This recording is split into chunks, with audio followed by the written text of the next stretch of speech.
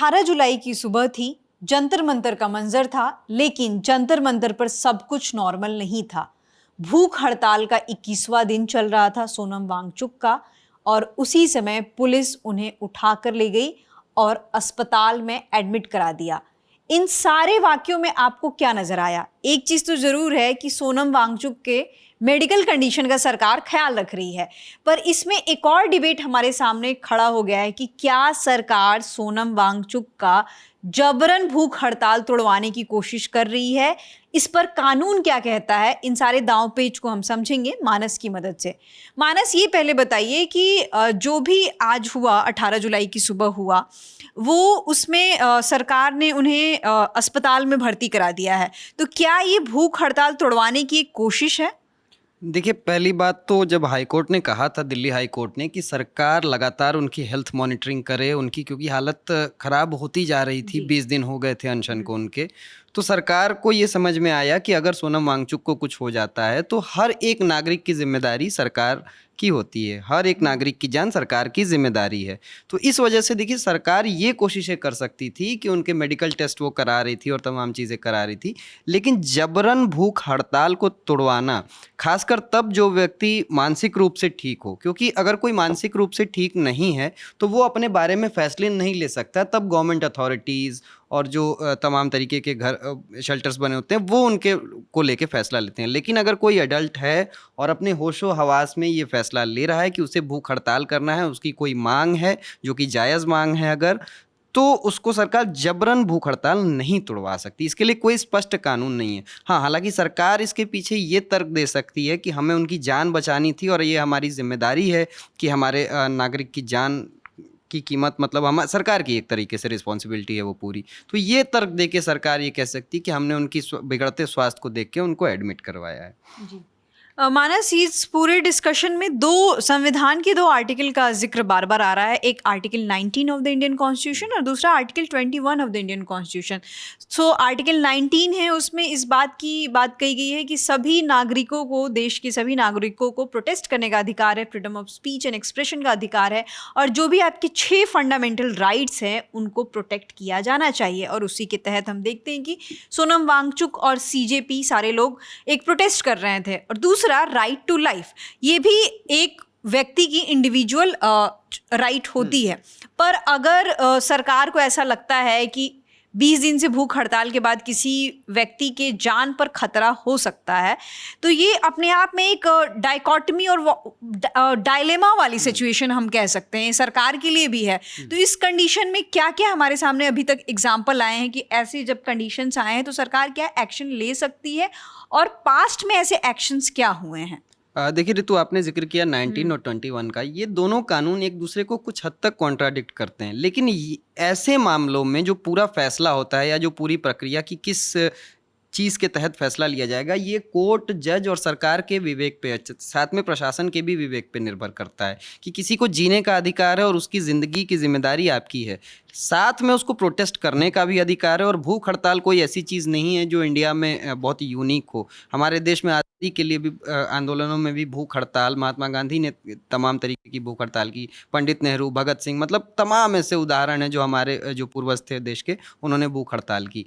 लेकिन ये दोनों कानून कहीं ना कहीं एक दूसरे के विरोधाभासी हैं, इसलिए यहाँ पे प्रशासन, कोर्ट, सरकार, उनका अपना विवेक मैटर करता है। डॉक्टरों की क्या सलाह है कि क्या उनके लिए भूख हड़ताल सही है, क्या उनकी जान जा सकती है। अब हम आते हैं कि इरोम शर्मिला के केस पे। इरोम शर्मिला एक महिला है मणिपुर की, वहाँ पे armed forces special power act लागू था अफस्पा मणिपुर में। उसके तहत जो आर्म्ड फोर्सेज होती हैं वहाँ, असम राइफल्स, तमाम तरीके की फौजें होती हैं, उनको कुछ विशेष अधिकार मिले हुए थे कि वो बिना वारंट सर्च कर सकती हैं, मतलब तमाम तरीके की कई सारी पावर्स मिलती हैं। जम्मू कश्मीर में अफस्पा मिलता है, ऐसे ऐसे कई जो संवेदनशील जगह होती हैं वहाँ पे अफस्पा लागू होता है। इसको हटाने के लिए उन्होंने भूख हड़ताल शुरू की। सन 2000 से सन 2016 तक उनकी भूख हड़ताल चली। वो बार बार सरकार उन्हें ले जाती थी एडमिट करवाती थी, उनकी भूख हड़ताल तोड़वाती थी, लेकिन वो दोबारा से उस पे अनशन पे बैठ जाती थी। तो इसको लेके बार बार ये समझ में आया कि सरकार बार बार ये तर्क दे रही है कि हमारी जिम्मेदारी है कि हम उनकी जान बचाएं, हमारे लिए उनकी जान कीमती है। वो मांग क्या है क्या नहीं, ये एक अलग पहलू मान लेती है सरकार का बस ये कहना होता है कि हमारा किसी भी तरह अल्टीमेट टारगेट है कि हम अपने नागरिक की जान बचा के रखें। तो इरोम शर्मिला का केस हमारे सामने आता है, जहाँ पे सरकार उन्हें ले गई और उनकी भूख हड़ताल जो प्रशासन के थ्रू उनको कई तरीके से, जैसे नाक से पाइप डाल के भी की जाती है, ड्रिप चढ़ाई जाती है और तमाम ऐसी चीज़ें जहाँ से उनके शरीर हीलिंग होने शुरू हो। क्योंकि जब 20 दिन होता है, जब सोनम वांगचुक कल बोल रहे थे, मीडिया से बात कर रहे थे, तो उन्होंने कहा कि पहले मेरी फैट गलना शुरू हुआ है शरीर में, फिर मेरे मसल्स टूट रहे हैं और इसके बाद मेरे ऑर्गन्स पे असर होगा। तो धीरे धीरे उन चीज़ों को हील करने के लिए तो सरकार ने ये किया था इरोम शर्मिला के केस में। हालांकि 2016 में उन्होंने अपना अनशन समाप्त कर दिया और इसके बाद सोनम वांगचुक के केस में अभी भी वो जहाँ तक हमारे पास जो हमारे लोग ग्राउंड पे हैं, लल्लन टॉप की टीम, वो बता रहे हैं कि दिल्ली पुलिस ये बार बार कोशिश कर रही है कि उनको कुछ खिलाया जाए, लेकिन सोनम वांगचुक की पत्नी का कहना है कि उनकी भूख हड़ताल अभी भी जारी है।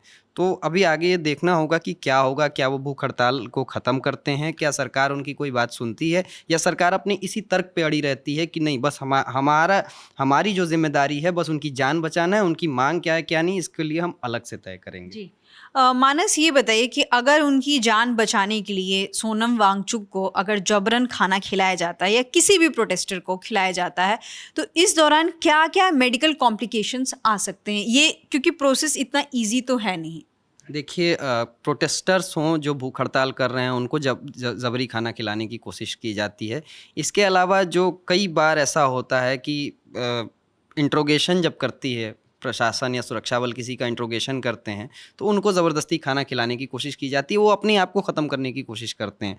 अब यहाँ पे एक चीज़ होती है, तर्क ये होता है कि कहीं वो अपनी जान लेने की कोशिश करना, ये अपने आप में एक क्राइम माना जाता है कि अगर आप अपनी भी जान लेने की कोशिश कर रहे हैं तो ये सही चीज़ नहीं है, आप देश की एक मतलब नागरिक की जान को ख़त्म कर रहे हैं।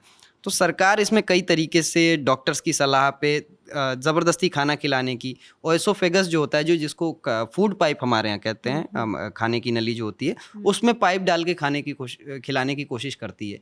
लेकिन यहाँ पे दिक्कत ये है कि उसकी वजह से अगर खाना गलती से भी, क्योंकि ये जो हमारा हिस्सा होता है यहीं से हम फेफड़ों से भी जुड़े होते हैं, अगर फेफड़ों में अगर खाना चला गया तो उसकी वजह से इंटरनल ब्लीडिंग होगी, उसकी वजह से इंसान को बहुत भारी दिक्कत हो सकती है। जो ओएसोफेगस है, जो भोजन की नली है हमारी, वो डैमेज हो सकती है और इंटरनल ब्लीडिंग हो सकती है, मुंह से ब्लड आ सकता है। इसके अलावा उल्टियाँ आ सकती हैं लोगों को, निमोनिया हो सकता है, जो मतलब सर में वो एक अलग अलग तरह का डिमेंशिया टाइप की वो सिचुएशन हो जाती है। तो इन जोखिमों को देखते हुए कि ज़बरी खाना खिलाना, ज़बरदस्ती किसी को फीड करना हमेशा हर केस में सही नहीं होता है और इसके लिए बहुत एक्सपर्टीज़ की, बहुत एक्सपर्ट मेडिकल जो ऑफिशियल्स होते हैं उनकी ज़रूरत होती है कि वो ये तय करें और अपने सुपरविज़न में कि अगर किसी का अनशन तोड़वाना है या कोई भी अदर केस है जिसमें किसी को खाना खिलाना है और वो नहीं खा रहा है, तो फिर मेडिकल जो कंडीशंस होती हैं वो ध्यान में रखते हुए चीज़ की जाती है। इलेक्ट्रोलाइट्स ऊपर नीचे होने लगते हैं शरीर के। अब आपने 20 दिन से कुछ नहीं खाया है, अचानक से अगर आप बहुत हैवी भोजन ले लें तो आपके शरीर का बैलेंस बिगड़ सकता है और आपके शरीर पचाने की स्थिति में नहीं है उन चीज़ों को। तो पहले धीरे धीरे ये चीज़ें लिक्विड दिए जाते हैं, बहुत हल्का खाना डाइट दी जाती हैं ताकि वो धीरे धीरे शरीर हील करे। लेकिन ज़बरदस्ती खाना खिलाना कई केसेस में देखा जाता है कि ब्लीडिंग हो सकती है और वो ब्लीडिंग, इंटरनल ब्लीडिंग अगर हो गई तो वो जानलेवा भी साबित हो सकती है।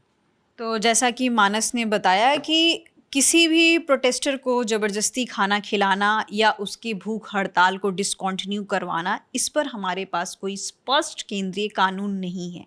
ये डॉक्टर्स, अदालत और सरकार के विवेक पर छोड़ दिया जाता है कि किसी भी प्रोटेस्टर का भूख हड़ताल या किसी भी टाइप के अनशन को कैसे डील करना है, ये 3 स्टेक होल्डर्स मिलकर डिसाइड करते हैं। इस बारे में आगे जो भी अपडेट्स आएंगे हम आप तक पहुंचाते रहेंगे। देखते रहिए द लल्लन टॉप।